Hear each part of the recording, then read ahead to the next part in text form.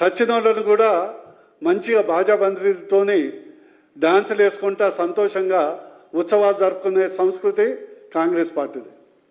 మీరు ఏమి సాధించారని ఏం పొడిచారని బీసీ డిక్లరేషన్ డే విజయోత్సవ కామారెడ్డిలో జరుపుకుంటున్నారు. 100% అది బీసీ విద్రోహ దినోత్సవంగా జరుపుకోండి. 15 నాడు మీరు ఏదైతే తలబెట్టే బీసీ విజయోత్సవ దినోత్సవాన్ని పెట్టుకుంటున్నారు కదా, అది మీరు బీసీ విద్రోహ దినోత్సవాన్ని జరుపుకోండి. లేదా మేము జరుపుతాం. మీరు ఏం సాధించారండి? 42% రిజర్వేషన్ సాధించారా? బీసీలకు ఇచ్చినటువంటి కార్పొరేషన్కు ఎన్నికలు సాధించారా? బీసీలకు సంబంధించినటువంటి ప్రతి ఒక్క బీసీ కుల వృత్తులకు పెన్షన్ ఇస్తామని చెప్పింది సాధించారా? ప్రతి ఒక్క జిల్లాలో పూలే భవన్స్ ఇస్తామని చెప్పారు, సాధించారా? ఫీ రియంబర్స్మెంట్ 100% ఇస్తామని చెప్పారు, సాధించారా?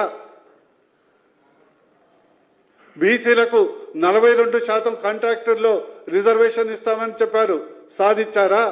అమలు చేశారా? ఏం కొట్టారని మీరు విజయోత్సవం చేసుకుంటున్నారు? 100% మీరు విజయోత్సవం చేసుకుంటే మాత్రం గ్యారంటీగా చెప్తున్నా, దానికి డబుల్గా బీసీ విద్రోహ దినోత్సవం అదే కామారెడ్డిలో బీజేపీ జరుపుతుందని ఈ సందర్భంగా మీకు తెలియజేస్తున్నాం, హెచ్చరిస్తున్నాం. మీరు బీసీలకు ఇచ్చినటువంటి హామీల్ని మీరు వెంటనే అమలు చేయకుంటే ఏ రాజ్యాంగం అడ్డం వస్తుందండి? బీసీలకు సంబంధించిన 42% రిజర్వేషన్లో ఏ రాజ్యాంగం అమలు చేస్తుందండి? ఫీ రియంబర్స్మెంట్ ఫుల్ స్కేల్ ఇవ్వటానికి ఏం అడ్డం వస్తుంది? రోజు సొల్లు కబుర్లు చెప్పుకుంటే తిరుగుడు తప్పుతాయి.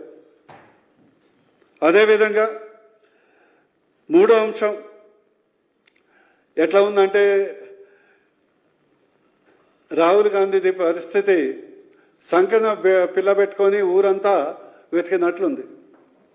ఈరోజు ఓటు చోరీ అని దేశమంతా గగ్గోలు పెడుతుండు. మొన్న జరిగినటువంటి వైస్ ప్రెసిడెంట్ ఎలక్షన్లో 20 మంది పిండి బ్లాక్ ఎంపీలు 20 మంది పిండి బ్లాక్ ఎంపీలు ఎన్డీఏ అభ్యర్థి సిపి రాధాకృష్ణన్ గారికి వేయడం జరిగింది. అది కూడా బ్యాలెట్ పేపరే, అదేమన్నా ఈవీఎం కాదు, బ్యాలెట్ పేపర్ మాత్రమే. అందుకొరకు నేను చెప్పేది ఏంటంటే, మొదలు ఇంట గెలిచి రచగెలు. ఈరోజు 20 మంది ఎన్డీఏ క్యాండిడేట్స్కి వేసిందంటే వాళ్ళు అంటారు కాంగ్రెస్ సిగ్గు లజ్జ లేకుండా దీని మీద దర్యాప్తు చేయాలంట. ఎవరు దర్యాప్తు చేయాలి? కాంగ్రెస్ వాళ్ళు 20 మంది ఈ పిండి బ్లాక్ వాళ్ళు వేశారు. ఆ 20 మందిలో 10-15 మంది కాంగ్రెస్ వాళ్ళు వేసిండ్రు. ఎందుకంటే ఈ పిచ్చి తిగ్లతోనే ప్రయాణం చేయలేక వాళ్ళు కాన్షియస్తో వేశారు, క్రాస్ ఓటింగ్ కాదు, కాన్షియస్.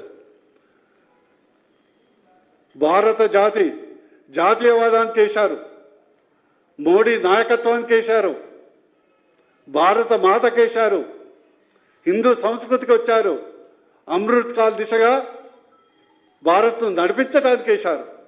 నీ కుట్రలు కుతంత్రాలు విని చూసి అసహించుకొని సిపి రాధాకృష్ణన్ గారికి వారు మద్దతు తెలిపారు.